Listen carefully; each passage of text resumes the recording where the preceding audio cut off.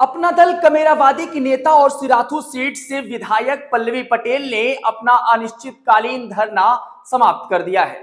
पल्लवी पटेल ने योगी सरकार में मंत्री आशीष पटेल पर भ्रष्टाचार के आरोप लगाते हुए यूपी विधानसभा परिषद में ही धरने पर बैठी हुई थी, जिसके बाद संसदीय कार्य मंत्री सुरेश खन्ना देर रात उन्हें मनाने पहुंचे और समझा बुझाकर धरने को खत्म कराया और कहा कि उनकी बातें सदन में सुनी जाएंगी। नमस्कार, बेधड़क खबर देख रहे हैं आप, मैं आपके साथ विक्की सिंह।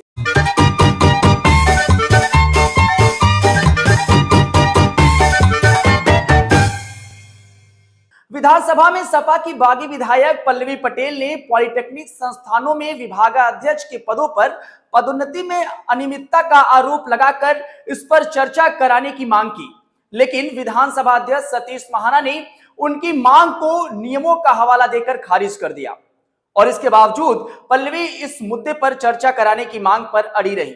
इस पर अध्यक्ष ने उन्हें बैठने या फिर सदन से बाहर जाने की बात कही तो पल्लवी नाराज होकर बाहर चली गई। विधानसभा के सामने चौधरी चरण सिंह की प्रतिमा के समक्ष धरने पर बैठ गई। पल्लवी ने ऐलान किया कि जब तक सरकार प्रमोशन घोटाले के मामले में कार्रवाई नहीं करेगी तब तक उनका यह धरना जारी रहेगा। पल्लवी ने कहा कि सदन के भीतर हमने लोक महत्व से जुड़े होने के कारण इस मुद्दे पर चर्चा कराने और सरकार से कार्रवाई करने की मांग की थी, लेकिन मेरी बात नहीं सुनी गई। अध्यक्ष के निर्देश पर मैं बाहर आ गई हूं और अपनी मांग को लेकर धरने पर बैठी हूं।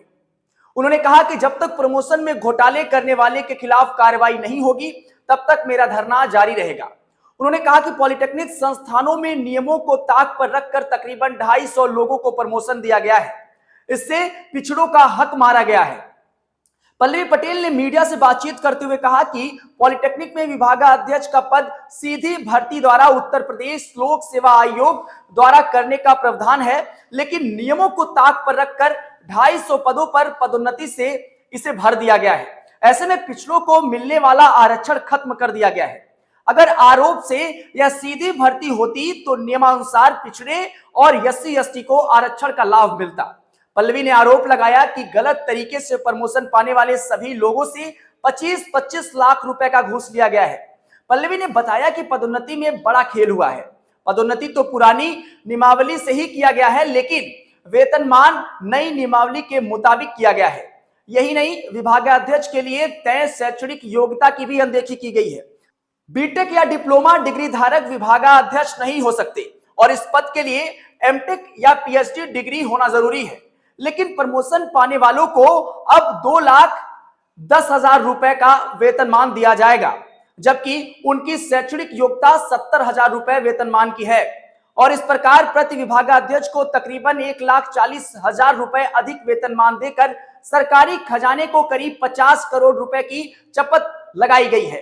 प्रमोशन में अनियमितता के मामले में प्राविधिक शिक्षा मंत्री आशीष पटेल के बारे में पूछे जाने पर पल्लवी ने कहा, हमने तो किसी का नाम नहीं लिया, फिर भी चोर की दाढ़ी में तिनका।